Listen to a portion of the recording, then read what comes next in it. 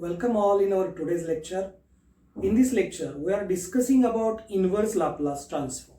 So definition of inverse Laplace transform is if Laplace transform of f of t is f of s, then inverse Laplace transform of f of t, which is denoted by l raised to minus 1 of f of s, is equal to f of t. म्हणजे या ठिकाणी f of t चं जर Laplace transform f of s असेल तर f of s चं inverse Laplace काय असणार आहे f of t असणार आहे. या ठिकाणी काही स्टँडर्ड रिझल्ट दिलेले आहेत. लाप्लास ट्रान्सफॉर्म आपल्याला माहित आहे, त्याच्यावरून इन्व्हर्स लाप्लास ट्रान्सफॉर्म आपण इझिली लिहू शकतो. So here Laplace transform of 1 is 1 upon s. So inverse Laplace transform of 1 upon s is 1. म्हणजे काय करायचं आपल्याला, फक्त डाव्या साईडचं l काढायचं आहे आणि उजव्या साईडला l रेस टू मायनस 1 लिहायचं आहे. म्हणजे फक्त आपल्या लक्षात काय पाहिजे, लाप्लास ट्रान्सफॉर्मचे फॉर्म्युले आपल्या लक्षात पाहिजे. त्याच्यानंतर Laplace transform of e raise to at असतं 1 upon s minus a. L inverse of 1 upon s minus a काय होणार आहे, e रेस टू at होणार आहे. Laplace transform of sin at is a divided by s square plus a square. So inverse Laplace transform of a divided by s square plus a square is sin at. Then Laplace transform of cos at is s divided by s square plus a square. So inverse Laplace transform of s divided by s square plus a square is cos at. Similarly, Laplace transform of hyperbolic sin at is a divided by s square minus a square. So inverse Laplace transform of a divided by s square minus a square is hyperbolic sin of at. Laplace transform of cos hyperbolic at is equal to s divided by s square minus a square. So inverse Laplace transform of s divided by s square minus a square is hyperbolic cos function of at. Similarly, Laplace transform of t raised to n is gamma function of n plus 1 divided by s raised to n plus 1 for n greater than minus 1. Then inverse Laplace transform of gamma function of n plus 1 divided by s raised to n plus 1 equal to t raised to n. Obviously here n is greater than minus 1, and we know that if n is positive integer then gamma n plus 1 become n factorial. जर n हा positive integer असेल तर इथं काय येईल, इथं येईल n factorial. मग या ठिकाणी पण येईल n factorial divided by s raise to n plus 1 आणि ते होऊन जाईल t रेस टू n. आणि आपल्याला माहित आहे गॅमा 1 अपॉन 2 म्हणजे असतंय रूट पाय. ओके, तर या पद्धतीने लाप्लासचं कन्व्हर्जन आपण इन्व्हर्स लाप्लास मध्ये करू शकतो. तर पहिलं एक्झाम्पल आहे आपलं, आपल्याला इन्व्हर्स लाप्लास पाहिजे. So inverse Laplace of 3 divided by 2s minus 5. Okay, inverse Laplace सुद्धा लिनियरिटी प्रॉपर्टी सॅटिस्फाय करतोय. मग त्या पद्धतीने हा 3 जो आहे तो कॉन्स्टंट बाहेर येईल आणि आपल्या फॉर्म्युल्यामध्ये बसण्यासाठी इथं आलेला आहे 2s मायनस 5. आपल्याकडे फॉर्म्युला s मायनस a साठी आहे, याचा कोएफिशियंट 1 लागतो, इथं काय आहे 2 आहे. तर याच्यातून मी 2 कॉमन घेतोय. So take this 2 common. So remaining function become l inverse of 1 upon, या दोघांमधून 2 कॉमन घेतोय म्हणजे या दोघाला डिवाइडेड बाय 2 येणार आहे. याला 2 ने डिवाइड केलं उरलं s, याला 2 ने डिवाइड केलं कॅन्सल होत नाही म्हणजे आलं 5 divided by 2. So in that way we get this 3 upon 2 as it is. आणि आता याचं इन्व्हर्स लाप्लास ट्रान्सफॉर्म या फॉर्म्युल्याप्रमाणे s मायनस a, इथं आहे s मायनस 5 बाय 2 म्हणजे येणार आहे e raise to 5 by 2 t. म्हणजे इथं याच्या पुढे जे साइन आहे त्याच्या अपोजिट साइन इथं ईच्या पॉवरला घ्यायचं आणि तो कॉन्स्टंट. तर या पद्धतीने इन्व्हर्स लाप्लास ट्रान्सफॉर्म आलं या दिलेल्या फंक्शनचं. सिमिलरली पुढच्या एक्झाम्पल साठी बघा, l inverse of 2s divided by s square plus 4 आहे. ओके, डिनॉमिनेटरला s चा स्क्वेअर आहे प्लस कॉन्स्टंट पण आहे म्हणजे हे साइन किंवा कॉसच्या फॉर्म्युल्यामध्ये बसू शकतं. आता साइनच्या का कॉसच्या, तर तो न्यूमरेटर सांगेल. न्यूमरेटरला s आलेला आहे म्हणजे हे कॉसच्या फॉर्म्युल्यामध्ये बसणार आहे. आणि तो एक्स्ट्रा 2 आलेला आहे, तो 2 कॉन्स्टंट बाहेर घ्या. l inverse of s divided by s square plus 4. आता इथे s स्क्वेअरचा कोएफिशियंट 1 आहे पा, तो 1 असणं गरजेचं आहे आपल्या फॉर्म्युल्याप्रमाणे. प्लस a स्क्वेअर आहे, तर या केसमध्ये होणार आहे 2 टाइम आपल्या फॉर्म्युल्याप्रमाणे झालं कॉस 4 आहे, त्याचं स्क्वेअर रूट घ्यायचं, 4चं square route 2 into t. So this is our required result. Similarly, we can solve this example. So inverse Laplace of 4s plus 15 divided by 16s square minus 25. आता इथं observe केलं तर खाली s square दिसतोय का, आणि constant पण आहे, पण s स्क्वेअरचा कोएफिशियंट काय लागतो 1 लागतो. या ठिकाणी काय आलेला आहे 16 आलेला आहे. ठीक आहे. तर तो 16 कॉमन घ्या डिनॉमिनेटर मधून, तो डायरेक्ट इन्व्हर्स लाप्लासच्या बाहेर येईल कारण तो लिनिअरिटी प्रॉपर्टी सॅटिस्फाय करतो इन्व्हर्स लाप्लास सुद्धा.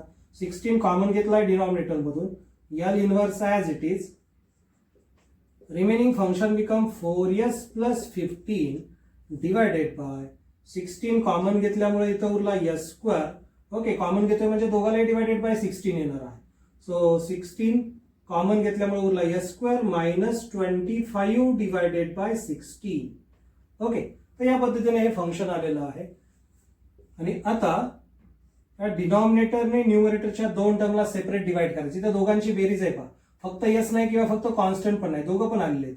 या टोटल डिनॉमिनेटरने या दोघांना सेपरेट डिवाइड करा. बेरीज असेल किंवा वजाबाकी असेल तर सेपरेट डिवाइड करू शकतो. हे 1/16 ॲज इट इज, हे एल इन्व्हर्स ऑफ झालेलं आहे 4s divided by s square minus 25 divided by 16 आणि हे मधलं plus sign as it is 1/16 into L inverse of 15 divided by s square of minus 25 divided by 16. Okay, तर या पद्धतीने हे सेपरेट डिवाइड झालेलं आहे.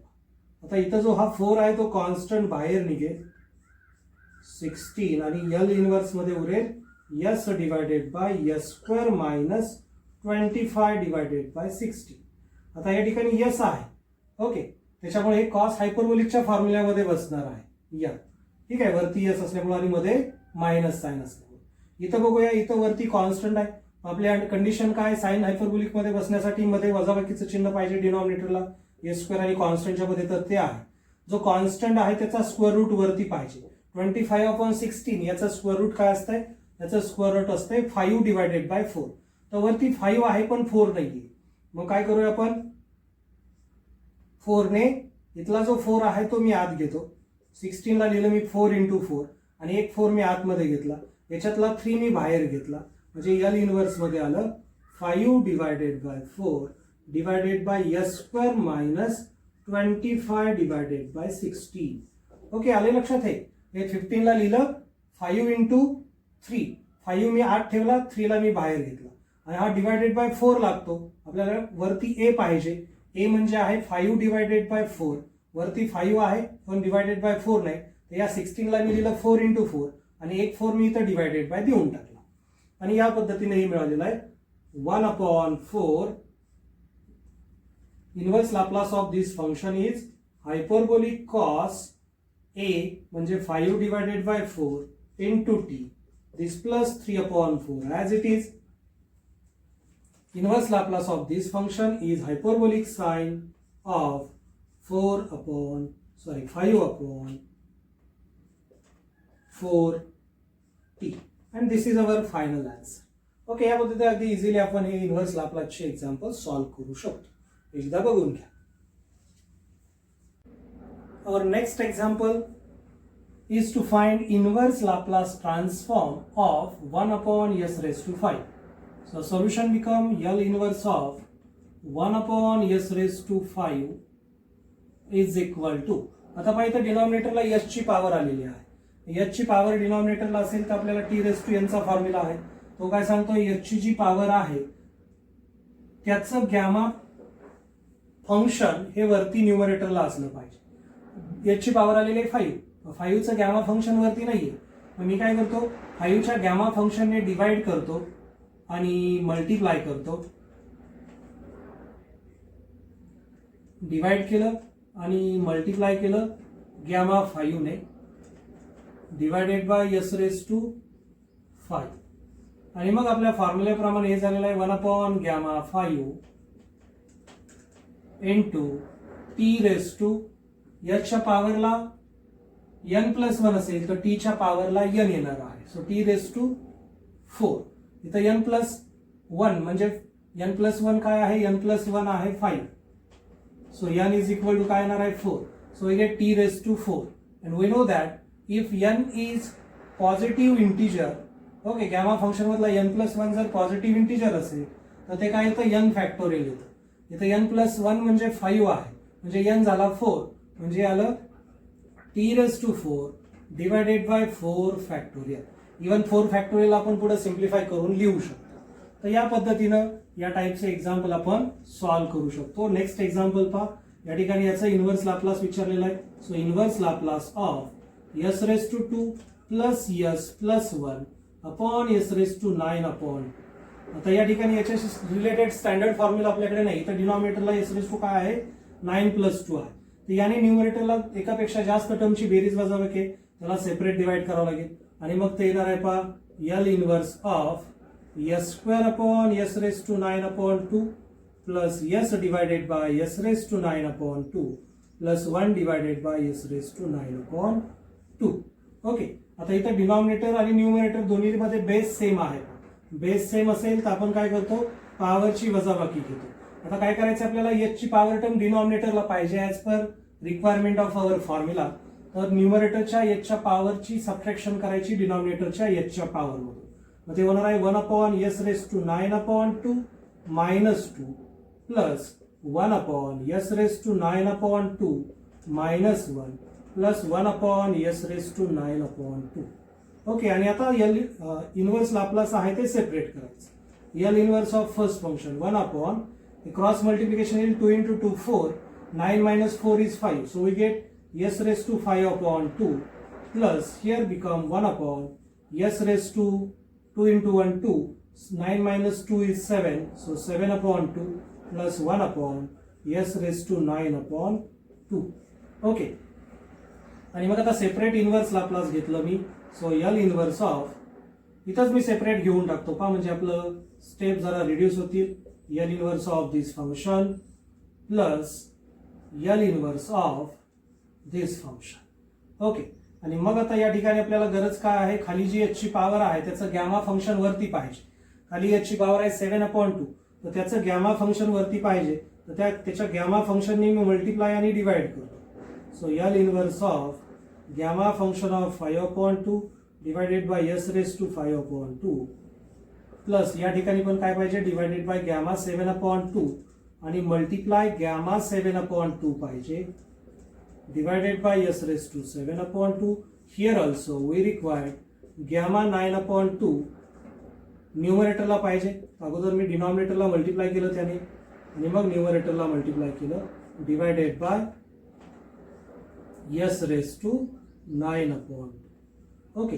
तर या पद्धतीने हे इन्व्हर्स लाप्लास आपलं ऍडजस्ट झालेलं आहे. आता हे gamma 1 upon gamma 5 upon 2 as it is into आपल्या फॉर्म्युल्याप्रमाणे हे म्हणजे येणार आहे n प्लस 1 असेल गॅमा फंक्शनला तर ते टी रेस टू n येतं. त्या पॉवर मधून एक वजा होतो म्हणजे येणार आहे t raise to 5 upon 2 minus 1. Okay. इथं काय होऊन जाईल, plus 1 upon gamma 7 upon 2 as it is आणि हे होणार आहे t raise to 7 upon 2 minus 1 plus 1 upon gamma 9 upon 2 and this become t raised to 9 upon 2 minus 1.